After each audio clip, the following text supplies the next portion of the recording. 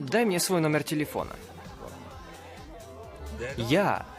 Что, непонятно сказал? Если некуда идти, оставайся у меня. И тогда, если не понимаешь, плохо слушаешь... Мой телефон. Эй! Куда собралась? Сиди на месте. Сиди смирно. Она опять не отвечает. Она всегда игнорит мои звонки. Шимчон! Шимчон!